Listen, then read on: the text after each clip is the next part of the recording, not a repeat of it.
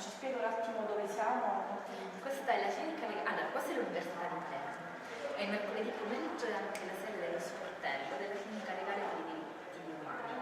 Le cliniche legali sono un nuovo metodo di insegnare il diritto agli studenti e alle studentesse, mettendovi a contatto con il diritto vivente, come si dice.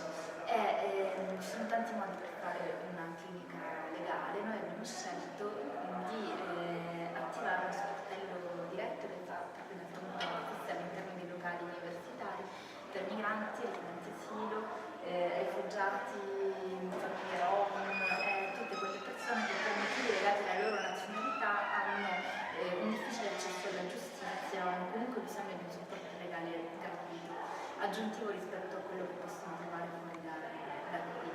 L'idea è quella quindi di mettere gli studenti insieme a noi tutor, siamo tutti ricercatori o avvocati, a servizio di queste persone, trasmettendo allo stesso tempo il diritto agli studenti che si formano, non solo a quelle che sono le nozioni fondamentali del diritto, non solo alla prassi operativa del diritto, che a volte è molto diversa dalle nozioni teoriche, ma anche alla finalità di giustizia sociale che il diritto può avere.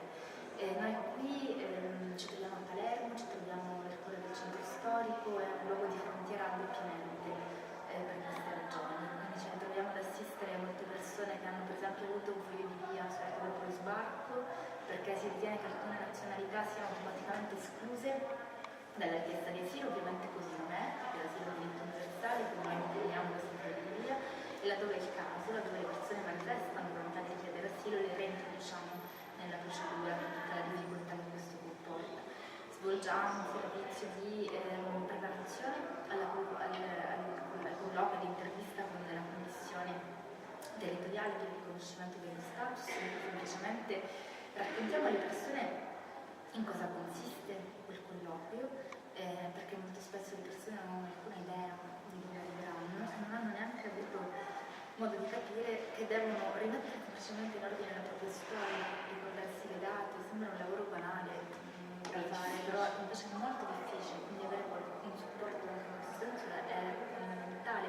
A volte le persone neanche sanno che hanno una storia per cui potrebbero avere riconosciuta la protezione internazionale, perché sono talmente abituate a subire incarcerazioni arbitrarie o per costi, violenze, forme di persecuzione, per cui bisogna tirargli fuori, bisogna chiedere direttamente se hanno subito cose di questo tipo, per poi dirgli: ma è questo il tipo di storia che devi raccontare, la tua storia, e questa è una storia per cui avresti il diritto di aver riconosciuto una forma di protezione. Abbiamo tantissimi minorenni che si ritrovano in questo percorso difficile della richiesta d'asilo, oppure neomaggiorenni che hanno l'enorme difficoltà della fuoriuscita dalla comunità di accoglienza.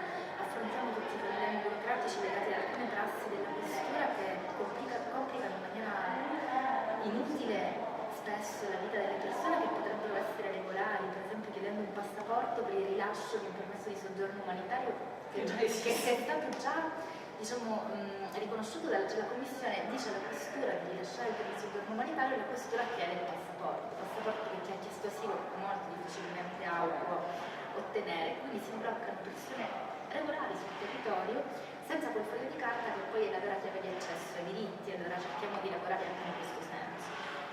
Ci sono tanti altri casi che potremmo portare qui, seguiamo i casi di articolo 31 soprattutto per le famiglie rom presenti a Palermo. L'articolo 31 è quell'articolo del testo unico sull'immigrazione per cui i genitori di bambini ben inseriti che vanno a scuola nel superiore interesse del fanciullo possono essere autorizzati all'ingresso e alla permanenza sul territorio.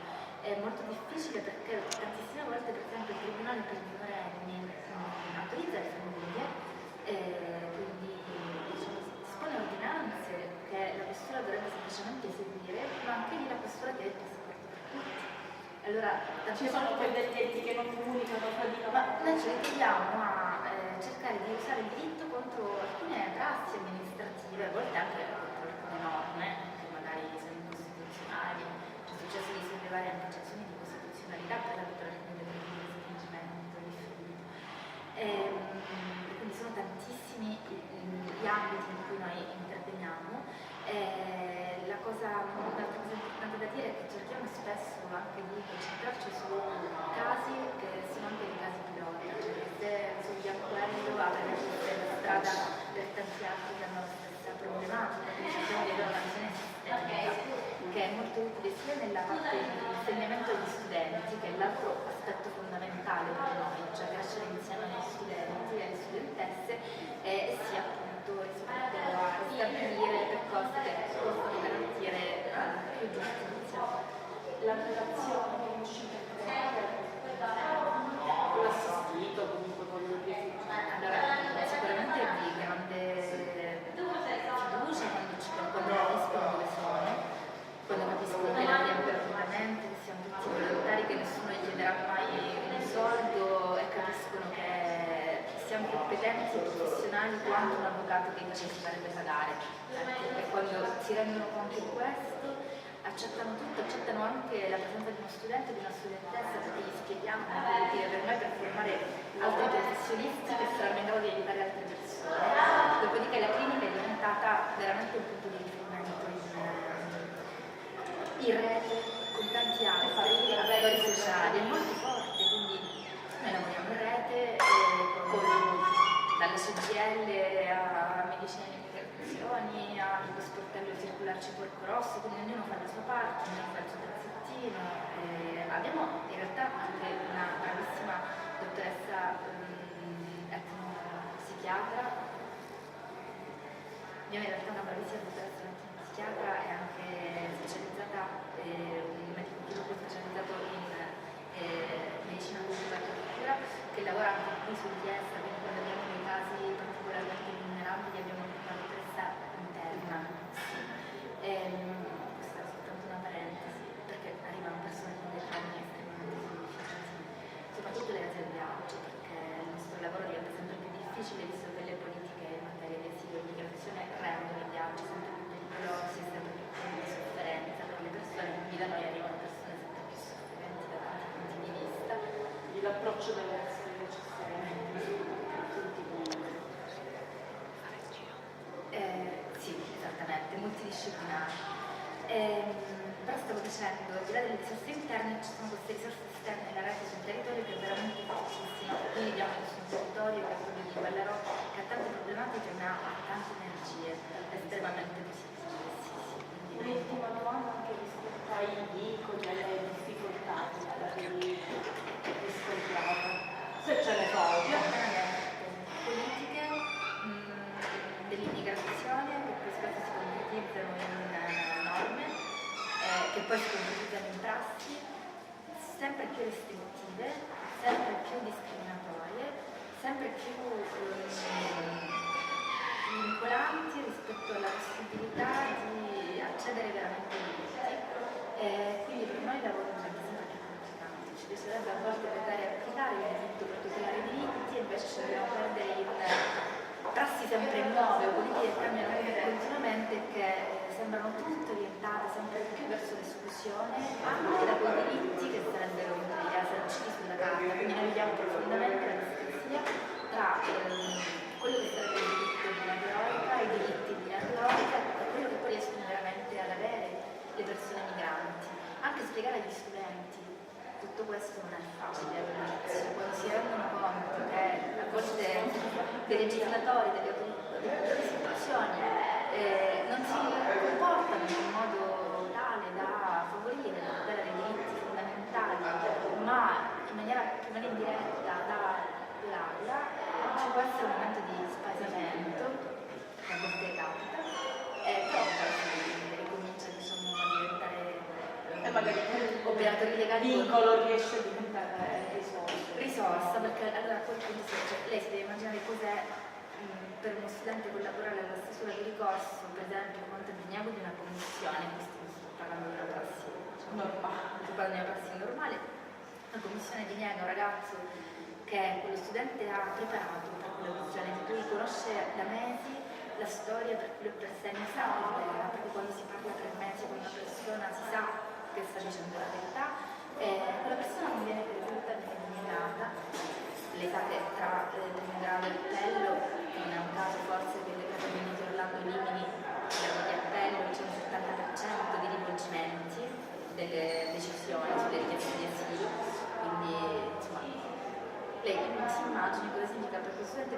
fondamentale, scrivere un ricorso per una persona abnegata avendo raccolto tutta la sua storia e tutta la sua sofferenza, e quindi insomma si vedono alcuni giuristi accendersi e capire davvero che il diritto può essere uno strumento meraviglioso. Se utilizza tutto. Sì, che tutela le persone, la loro dignità e che riesce anche a porsi a quella parte di diritto che invece non conta. La loro dignità, prima si scopre che esiste anche quella parte di diritto e quindi di prassi legata al diritto e poi si parla. Vuole dirci qualcosa? No, che in 2 anni abbiamo preso in carico più di 320 persone dentro.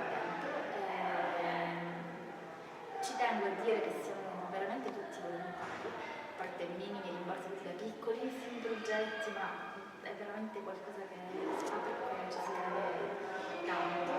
E siamo dentro un'università, quella di giurisprudenza, che ci ha accolti, noi siamo quasi tutti ex dottorandi o ricercatori qui dentro, ma insomma anche il coraggio dell'università di capire l'importanza di questa attività, di accoglierla qui dentro, ha fatto sì che tutto questo diventasse possibile, come voglio dire, insomma anche l'istituzione dentro cui è nata la clinica legale, perché noi siamo in qualche modo parte di questa università, la clinica legale è attivata in convenzione con il Dipartimento di Giurisprudenza e sicuramente si suppone come un modello estremamente positivo di quella che può essere la terza missione cosiddetta dell'università, la missione sociale dell'università.